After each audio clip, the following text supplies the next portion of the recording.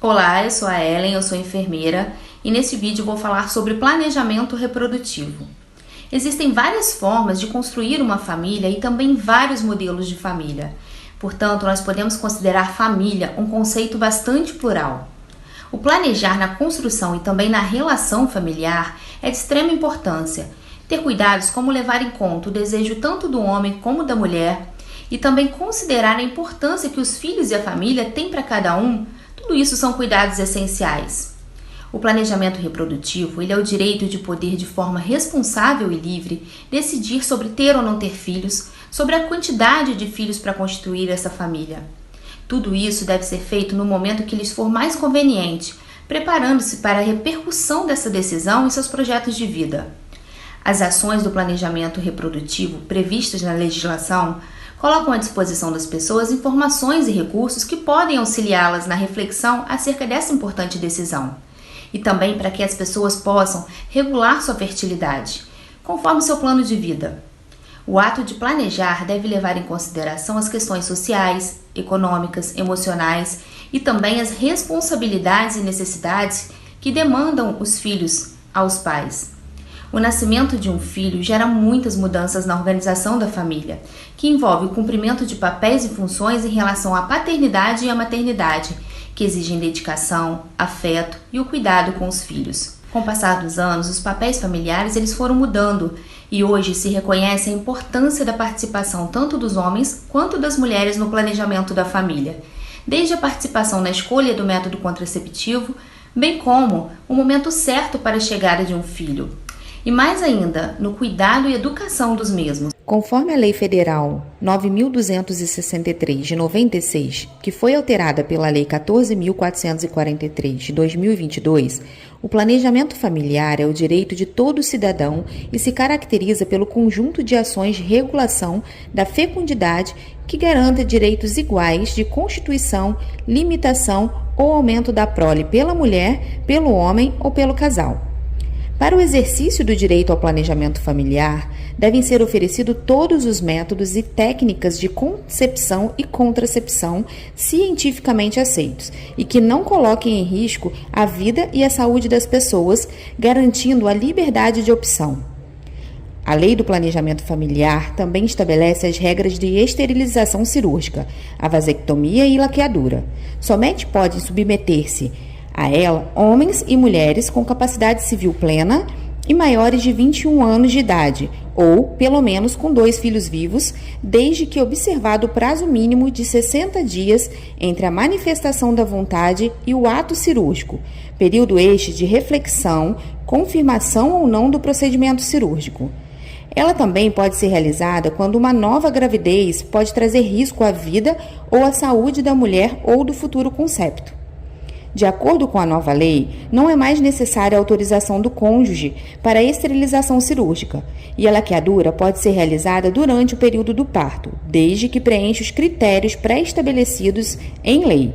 O parto já seja cesárea e tenha realizado o planejamento reprodutivo no prazo mínimo de 60 dias antes do parto. A esterilização cirúrgica em pessoas absolutamente incapazes somente poderá ocorrer mediante autorização judicial, regulamentada na forma da lei. É importante lembrar que a esterilização cirúrgica é um método irreversível pelo Sistema Único de Saúde e mesmo no serviço privado é bastante complicado.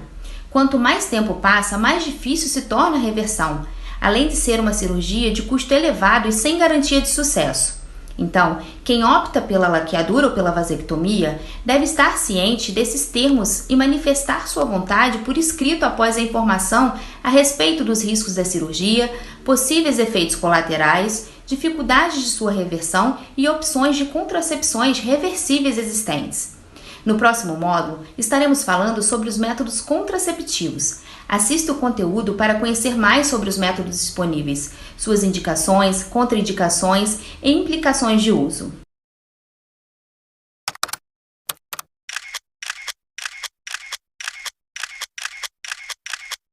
Olá, eu me chamo Ana Cristina, sou enfermeira e especialista em saúde da mulher. E neste vídeo eu vou falar sobre os métodos contraceptivos, que são métodos para evitar uma gravidez indesejada.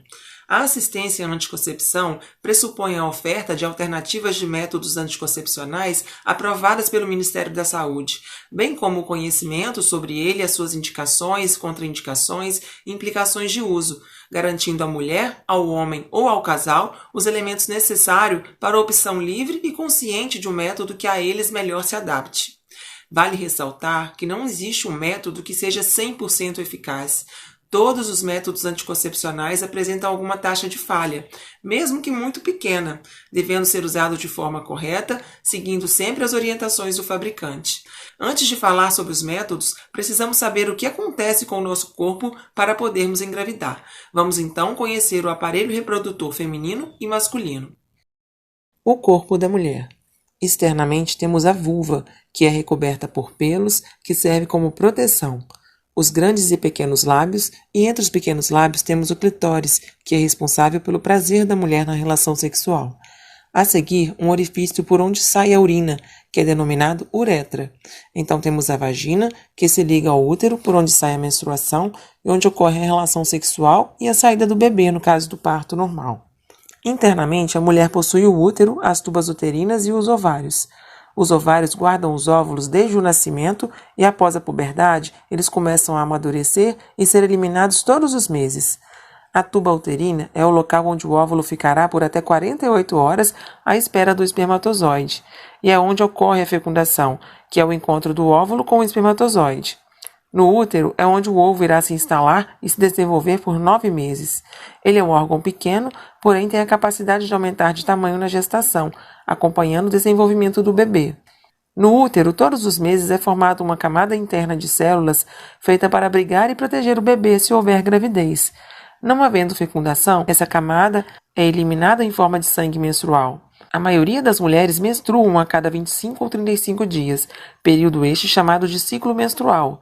No meio deste período ocorre a ovulação, mais conhecida como período fértil, que é a fase do ciclo que a mulher está biologicamente pronta para engravidar. Neste momento, ocorre a liberação do óvulo maduro pelo ovário. Os hormônios do período fértil trabalham para favorecer a concepção. Por isso, é um período em que a mulher se encontra mais úmida na vagina, com secreção chamada de muco cervical, que facilita a penetração do pênis na vagina e a grande corrida dos espermatozoides até o óvulo. E é também neste período que a mulher tem um aumento do desejo sexual, o que a deixa mais vulnerável e receptiva ao ato sexual. O corpo do homem. O pênis é um órgão genital visível que abriga a uretra por onde sai a urina e o líquido da ejaculação, chamado de sêmen ou esperma. É no saco escrotal ou bolsa testicular que estão abrigados os 2 testículos, que são responsáveis pela produção dos espermatozoides. Agora vamos explicar como acontece a gravidez. A gravidez acontece através da fecundação, que é o nome que se dá quando um óvulo se une a um espermatozoide. Esse processo geralmente acontece nas trompas e depois de algumas horas, o zigoto, que é o óvulo fecundado, migra para o útero, onde irá se desenvolver e permanecer por 9 meses.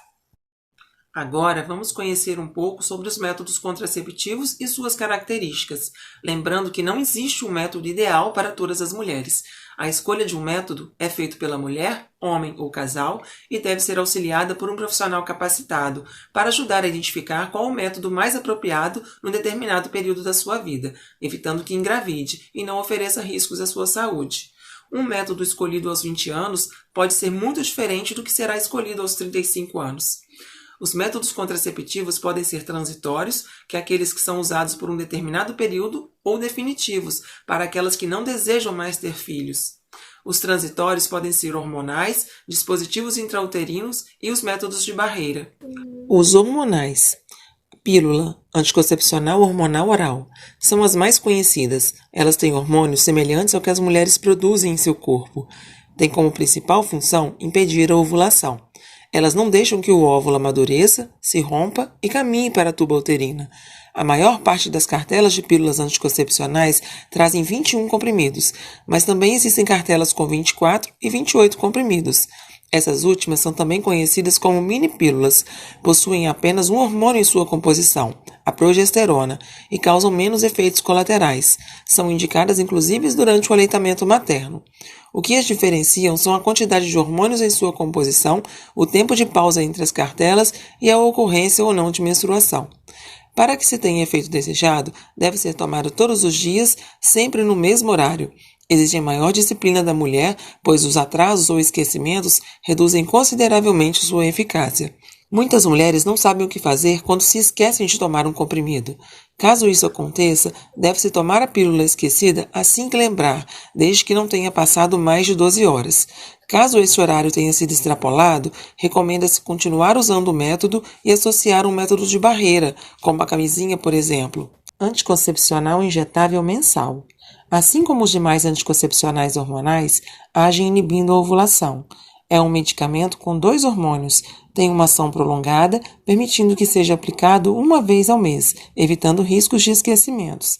Deve ser aplicado até o 5º dia do início da menstruação e seguir intervalos de aplicação de 30 dias, contando com no máximo 3 dias de atraso. Anticoncepcional injetável trimestral. É composto somente pelo hormônio progesterona. Tem ação prolongada, permitindo que possa ser aplicado a cada 90 dias, ou seja, uma vez a cada 3 meses, evitando também riscos de esquecimentos. Deve ser iniciado durante os primeiros 5 dias da menstruação. Pode ser usado durante a amamentação. A menstruação geralmente é interrompida em mulheres que optam por este método, mas em alguns casos podem surgir pequenos sangramentos durante o mês. É um método prático, seguro e eficiente. Anel vaginal é também um método hormonal. Deve ser introduzido na vagina no primeiro dia da menstruação, permanecendo ali por 3 semanas, ou seja, 21 dias. Após esse período, o anel deve ser removido e um novo anel deve ser introduzido após 7 dias. É seguro e fácil de usar, não traz desconforto e não é sentido nas relações sexuais. O adesivo é um método bastante eficaz. Os hormônios são absorvidos através da pele e liberados na corrente sanguínea, impedindo a ovulação. Para ser usado corretamente, basta colar o adesivo na pele no primeiro dia da menstruação e trocar depois de 7 dias, colando em outro local. Ele não solta na água, mas é bom conseguir vê-lo diariamente. Deve-se evitar fixar em locais onde existem dobras na pele ou onde a roupa fica apertada, para que não fique amassado ou enrugado. Depois de usar 3 adesivos consecutivos, deve-se fazer um intervalo de 7 dias para então colar um novo adesivo na pele. O implante é um pequeno bastão flexível com cerca de 2 mm de diâmetro por 4 cm de comprimento, semelhante a um palito de fósforo, que é introduzido no tecido subcutâneo do braço da mulher entre o 1º e 5º dia do ciclo menstrual, sob anestesia local, e atua liberando hormônios na corrente sanguínea gradualmente, inibindo a ovulação, e assim impedindo a gravidez por até 3 anos. Pílula anticoncepcional de emergência, conhecida também como pílula do dia seguinte. Esse medicamento só deve ser usado em caso de emergência, como, por exemplo, quando um outro método contraceptivo falhar, depois do sexo desprotegido ou no caso de violência sexual. Não deve ser usado habitualmente como substituta de métodos tradicionais, pois é menos eficaz e não há estudos sobre sua segurança nessa forma de uso. Apresenta uma dose alta de hormônios que pode trazer efeitos colaterais e, quando usado com frequência, pode desregular o ciclo menstrual e não funcionar com efetividade. Deve ser tomada o mais rápido possível, pois a sua eficácia reduz com o passar do tempo, sendo recomendado em até 72 horas, ou seja, 3 dias após a relação sexual desprotegida. Mas até o limite de 120 horas, ou seja, 5 dias, a contracepção de emergência ainda pode ser eficaz. Outras opções são os dispositivos intrauterinos, que podem ou não conter hormônio em sua estrutura. Atualmente, existem 3 tipos de DIU, o DIU de cobre, de prata e hormonal. Assim como sua composição, cada um possui um funcionamento que se adapta ao perfil de cada mulher. O DIU de cobre. O DIU de cobre, como o nome sugere, possui uma haste maleável revestida com esse metal. Tem alta eficácia e validade de 10 anos. Vale ressaltar que é o único que está disponível na rede pública. Entre os efeitos colaterais mais comuns está o aumento do fluxo menstrual e possível aumento das cólicas menstruais nos primeiros 3 meses de uso. DIU hormonal. O DIU hormonal, também conhecido como Mirena, possui em sua estrutura uma haste com o hormônio progesterona. Essa substância é liberada aos poucos durante o seu uso e uma pequena quantidade pode ser absorvida pela corrente sanguínea. Devido à liberação local do hormônio, costuma diminuir a intensidade e a duração das menstruações. Tem validade de 5 anos e um custo mais elevado. DIU de prata. DIU de prata é uma outra opção de método contraceptivo mais moderno disponível no mercado. Ele une a prata e o cobre em sua composição. A prata faz com que a ocorrência de cólicas e o fluxo menstrual sejam menores em comparação ao DIU de cobre. Tem validade de 5 anos. O DIU é inserido no interior do útero, sendo considerado um método seguro e muito eficiente. Normalmente, a colocação é feita no próprio consultório, seguindo alguns procedimentos simples, porém pode causar desconforto para algumas mulheres. A haste principal do DIU fica implantado dentro do útero, enquanto uma fina cordinha ligada à extremidade inferior do dispositivo é deixado dentro da vagina, para servir de suporte no momento da extração do dispositivo. Esse fio é bem fininho e fica muito próximo à saída do colo do útero, de modo que não é sentido pela paciente nem pelo seu parceiro durante a relação sexual. Eles agem causando uma reação inflamatória na parte interna do útero, que não faz mal ao organismo, deixando o muco cervical mais espesso e tornando essa região mais hostil aos espermatozoides, dificultando sua motilidade dentro do útero. Dessa forma, conseguem evitar com que uma gravidez aconteça, mas não impede que ocorra a ovulação. Outras opções são os métodos de barreira. São menos eficazes que os métodos hormonais e os dispositivos intrauterinos enquanto contraceptivos, mas apresentam grande importância na prevenção de doenças sexualmente transmissíveis. Camisinha masculina. É um método seguro que evita a gravidez, mas também protege contra as doenças sexualmente transmissíveis, como a AIDS. É de látex, uma espécie de borracha que envolve o pênis durante a relação sexual e impede o contato do sêmen com a vagina. Deve ser colocada com o pênis endurecido, antes de qualquer contato. Antes da penetração, deve-se apertar a ponta da camisinha com os dedos para a retirada do ar e desenrolá-la até a base do pênis. O esperma fica retido e os espermatozoides não entram em contato com o corpo da mulher. Deve ser descartada após o uso. Camisinha feminina. É um método de barreira que não deixa com que os espermatozoides entrem no corpo feminino. Também protege contra as doenças sexualmente transmissíveis. É feita com um plástico mais fino e mais lubrificado que a camisinha masculina. O anel interno deve ser inserido na vagina, enquanto o externo deve ficar para o lado de fora do corpo, cobrindo e protegendo a parte externa da vagina. Diafragma. Consiste em um anel flexível, envolto por uma camada fina de silicone ou látex, que deve ter o diâmetro adequado ao tamanho do colo de útero de cada mulher. Por isso, necessita de um exame ginecológico para avaliação do tamanho mais apropriado. Em virtude do seu formato de cúpula, ao ser colocado no interior da vagina, cobre o colo do útero e impede a passagem dos espermatozoides. É indicado que seja colocado antes da relação sexual e retirado após cerca de 8 horas da relação sexual, para que os espermatozoides tenham menor chance de sobrevivência. Deve ser lavado após o uso com água e sabão, secado e guardado em sua embalagem. Dura em média de 2 a 3 anos. Caso apareça algum furo ou risco na sua superfície, deve ser trocado. Para uma maior eficácia, é recomendado que seja utilizado em associação com o espermicida. Essa substância deve ser colocada na região côncava do diafragma. Homens e mulheres com capacidade civil plena, maiores de 21 anos de idade, ou pelo menos com 2 filhos vivos que não desejam mais ter filhos, podem optar pelos métodos definitivos, como a laqueadura ou a vasectomia. Vale lembrar que estes métodos devem ser muito bem avaliados e ponderados, e o paciente deve estar totalmente ciente de que se trata de um método definitivo. A cirurgia para a reversão, além de ser um procedimento complexo e de alto custo, não está disponível na rede pública e pode não ser bem sucedido. A laqueadura. Cirurgia feita na mulher, onde as tubas uterinas são interrompidas, impedindo o encontro do óvulo com os espermatozoides. Dura cerca de 40 minutos. Pode ser realizada via abertura da cavidade abdominal para ter acesso às tubas uterinas, procedimento mais comum no SUS, ou por laparoscopia, em que são feitos pequenos furos na região abdominal que permitem o acesso às tubas, sendo um procedimento menos invasivo. A laqueadura é considerada um procedimento seguro. No entanto, assim como outras cirurgias, pode ter riscos, como hemorragias, infecções ou lesões em outros órgãos internos. Apresenta um índice de falha muito pequeno, aproximadamente 0,5%, mas vale lembrar que não existe um método que seja 100% eficaz. Após a realização do procedimento, são necessários alguns cuidados por se tratar de um procedimento cirúrgico, que serão definidos de acordo com o tipo de cirurgia. Consequentemente, será necessário um grau de repouso, ficar um tempo sem realizar atividade física e relação sexual. Vasectomia. Cirurgia feita no homem, onde os canais próximos aos testículos são interrompidos, impedindo que os espermatozoides cheguem ao líquido que é produzido na vesícula seminal. É um procedimento simples que dura cerca de 20 minutos e não necessita de internação hospitalar.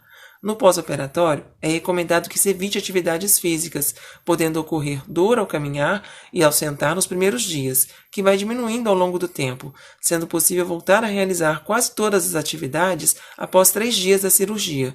Já o contato íntimo só deve ser iniciado após 1 semana, para permitir melhor cicatrização. Essa cirurgia em nada interfere na produção do hormônio masculino, na micção, no desejo sexual, na ereção e nem na ejaculação. O homem continua a eliminar o esperma, só que será constituído por fluidos da vesícula seminal e da próstata, deixando apenas de conter os espermatozoides. É aconselhável utilizar outros métodos contraceptivos como preservativo até 3 meses após a cirurgia, pois, embora os efeitos da vasectomia sejam imediatos, impedindo que os espermatozoides cheguem ao pênis, ainda podem restar alguns espermatozoides dentro dos canais, possibilitando a gravidez. Em média, são necessários cerca de 20 ejaculações para eliminar todos os espermatozoides que restaram nos canais. É recomendado que após 60 dias da cirurgia seja realizado um espermograma, que é um exame para garantir a eficácia da cirurgia. Como vimos, atualmente temos diversos tipos de métodos contraceptivos disponíveis, tentando dessa forma auxiliar um grande número de casais. Com a escolha adequada e optando pelo que mais agrade, a chance do método dar certo é ainda maior. Com o uso de métodos contraceptivos, o casal pode planejar quantos e quando ter filhos. Dessa forma, terá gestações planejadas e desejadas, provavelmente podendo oferecer melhor qualidade de vida para os seus filhos. No próximo módulo, estaremos falando sobre as infecções sexualmente transmissíveis. Assista ao conteúdo para conhecer mais sobre essas patologias, suas formas de manifestações, os danos causados, prevenção e o tratamento. As infecções sexualmente transmissíveis, ISTs, são causadas por vírus, bactérias ou outros micro-organismos. Elas são transmitidas principalmente por meio do contato sexual, oral, vaginal ou anal, sem o uso de preservativo, com uma pessoa que esteja infectada. A transmissão de um IST pode acontecer ainda da mãe para a criança, durante a gestação, parto ou amamentação. De maneira menos comum, as ISTs também podem ser transmitidas por meio de contato não sexual, seja pelo contato de mucosas ou pele não íntegra com secreções corporais contaminadas. O tratamento das pessoas com IST melhora a qualidade de vida e interrompe a cadeia de transmissão dessas infecções. O atendimento, o diagnóstico e o tratamento são gratuitos nas unidades de saúde do SUS. As ISTs podem se manifestar por meio de feridas, corrimentos e verrugas anogenitais, entre outros possíveis sintomas, como dor pélvica, ardência ao urinar, lesões de pele e aumento de ínguas. São alguns exemplos de ISTs: o HIV, a sífilis, hepatite B e C, HPV, herpes genital, gonorreia, tricomoníase, entre outros. O que é o HPV? É um vírus que infecta a pele e as mucosas, podendo causar verrugas ou lesões precursoras de câncer. O nome dele é uma sigla inglesa do papiloma vírus humano, e cada tipo de HPV pode causar lesões em diferentes partes do corpo, como boca, garganta, pés, mãos, ânus, pênis e colo do útero. Como que acontece a transmissão? O HPV é um vírus contagioso e transmitido, em geral, pelo contato de pele com a pele, e o modo mais comum de transmissão é através da relação sexual. Por isso, pode ser considerado uma infecção sexualmente transmissível, mas raramente pode também ser transmitido por meio de objetos. No primeiro contato sexual, 1 em cada 10 meninas chega a entrar em contato com o vírus. Cerca de 80 a 90% já entrou em contato com o vírus em algum momento da vida, mesmo que não tenha desenvolvido a lesão. Mais de 90% das pessoas conseguem eliminar o vírus do organismo naturalmente, sem ter manifestações clínicas alguma. Os tipos. Existem mais de 200 tipos de HPVs. 150 já foram identificados e sequenciados geneticamente. Entre esses tipos, apenas 14 podem causar lesões precursoras de câncer, como câncer de colo de útero, garganta, pênis ou ânus. Outros tipos causam apenas verrugas genitais, e essas verrugas podem apresentar um aspecto de couve-flor.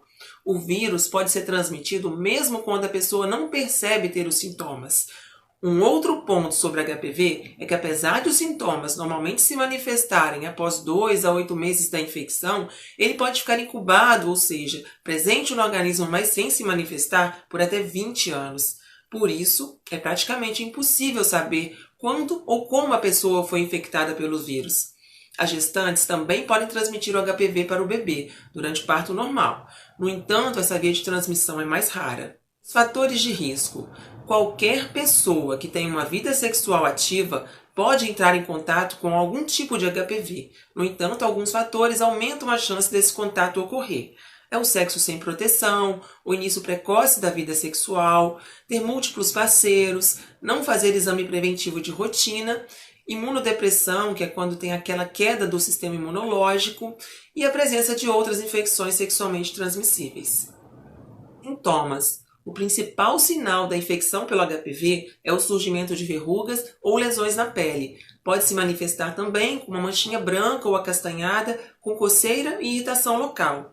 O problema é que muitas vezes a lesão pode não ser visível a olho nu, aparecendo apenas em exames como colposcopia, vulvoscopia ou peniscopia, ou em resultados de preventivo. O tratamento. O vírus do HPV pode ser eliminado espontaneamente, sem que a pessoa saiba que esteve infectada, mas não existe medicamento que mate ou elimine o vírus. Na maioria dos casos, a pessoa permanece com o vírus por toda a vida e manifestações da infecção podem ocorrer de tempos em tempos. Uma vez feito o diagnóstico, é necessário fazer o tratamento, que pode ser clínico com medicamentos ou cirúrgico, através da cauterização química, eletrocauterização, crioterapia, laser ou cirurgia convencional, em casos de câncer já instalado. Lembre-se que o uso do preservativo é uma medida indispensável de saúde e higiene, não só contra a infecção pelo HPV, mas como prevenção de todas as outras infecções sexualmente transmissíveis, e não deve ser esquecida mesmo durante o sexo anal ou sexo oral. A camisinha feminina é uma boa aliada, pois ela permite um contato menor ainda entre a pele dos parceiros.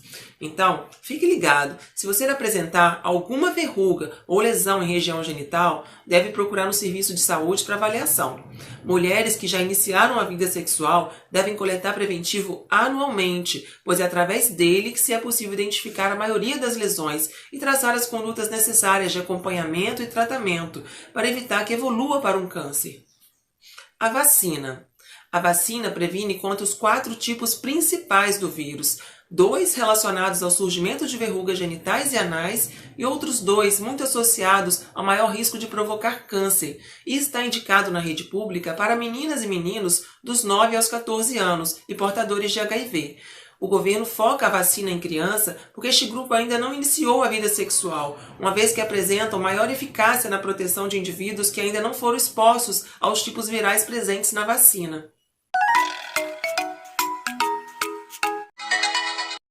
O que é a sífilis? A sífilis é uma infecção sexualmente transmissível, uma IST. Ela é causada pela bactéria Treponema pallidum. Além do contágio através da relação sexual, ela também pode ser transmitida pelo compartilhamento de seringas contaminadas, hemotransfusões ou ainda da mãe para o bebê, durante a gestação ou durante o parto. Ela é uma doença curável, se desenvolve em diferentes estágios e os sintomas variam conforme cada estágio.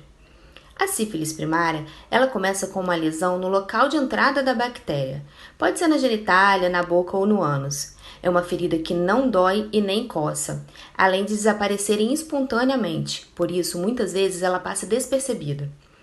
Ela surge entre 10 e 90 dias após o contágio.